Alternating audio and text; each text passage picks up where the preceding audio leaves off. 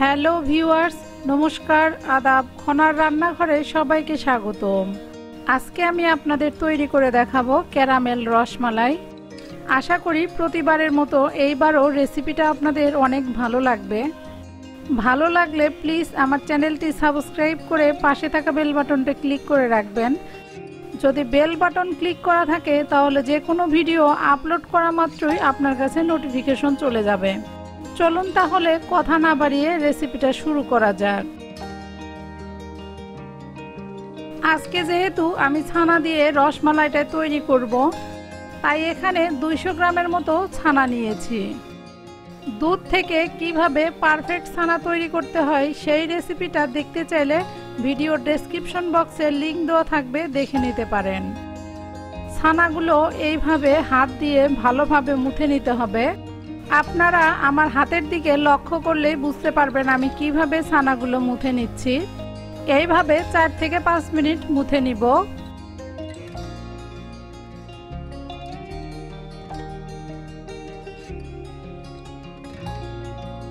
চার থেকে 5 মিনিট মুথে নেওয়ার পরে ছানার এইরকম অবস্থা হয়েছে।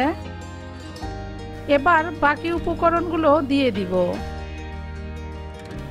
প্রথমে দিয়ে দিলাম হাফ চা চামচ ময়দা, 1.5 চা চামচ গুঁড়া দুধ। এবার সবগুলো উপকরণ একসাথে ভালোভাবে মাখিয়ে নিব।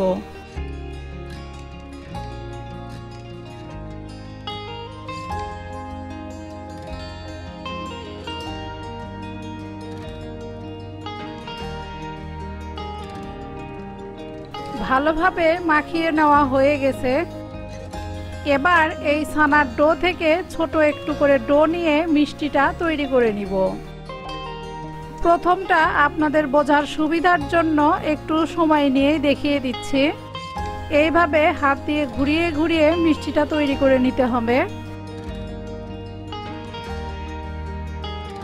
একইভাবে সবগুলো মিষ্টি তৈরি করে নিব। সবগুলো মিষ্টি তৈরি করা হয়ে গেছে। এবার চলে যাব মেইন প্রসেসে। চুলায় একটা কড়াই বসিয়ে দিয়েছি। এবার এতে দিয়ে দিব 3 কাপ দুধ।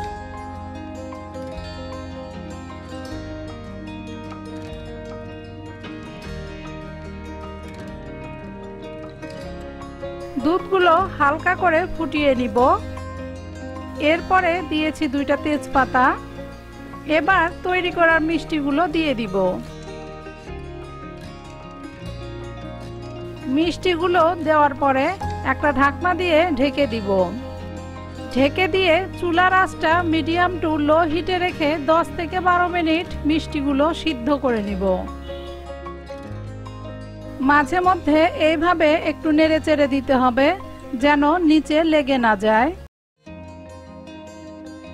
10 থেকে 12 মিনিট মিষ্টিগুলো সিদ্ধ করে নেওয়ার পর এবার আপনাদের দেখানোর পালা মিষ্টিগুলো কেমন সিদ্ধ হয়েছে। আশা করি দেখে বুঝতেই পারছেন মিষ্টিগুলো অনেক সুন্দর সিদ্ধ হয়েছে আর অনেক সফটও হয়েছে। এবার পালা ক্যারামেল মালাই তৈরি করার। ক্যারামেল মালাই তৈরি করার জন্য চুলায় একটা কড়াই বসিয়ে দিয়ে 3 টেবিল চামচ চিনি দিয়েছি। চিনিগুলো দিয়ে এবার ক্যারামেল তৈরি করে নিব। ক্যারামেল তৈরি করা হয়ে গেছে। এবার এতে দিয়ে দিব 2 কাপ দুধ।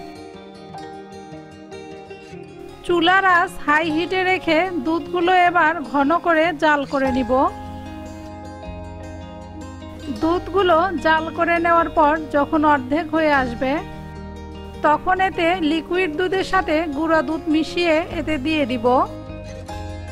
লিকুইড দুধের সাথে গুঁড়া দুধ দিয়ে দিলে হবে কি দুধটা কিন্তু জাল করার পরে তাড়াতাড়ি ঘন হয়ে আসবে। এবার মিডিয়াম হিটে 4 থেকে 5 মিনিট দুধগুলো জাল করে নিব। আশা করি দেখে বুঝতেই পারছেন দুধগুলো কিন্তু অনেকটাই ঘন হয়ে এসেছে। এবার দিয়ে দিব সিদ্ধ করে রাখা মিষ্টিগুলো। মিষ্টিগুলো দেওয়ার পরে একটু নেড়ে চেড়ে নামিয়ে নিব। এই তো তৈরি হয়ে গেল আমার ক্যারামেল রসমালাই।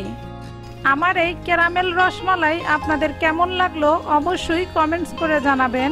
ভালো লাগলে আপনার ফ্রেন্ডস অ্যান্ড ফ্যামিলিতে শেয়ার করবেন। আজকে এখানেই বিদায় নিচ্ছি, আবারও হাজির হব নতুন কোনো রেসিপি নিয়ে। ততক্ষণ পর্যন্ত সবাই অনেক ভালো থাকবেন, সুস্থ থাকবেন।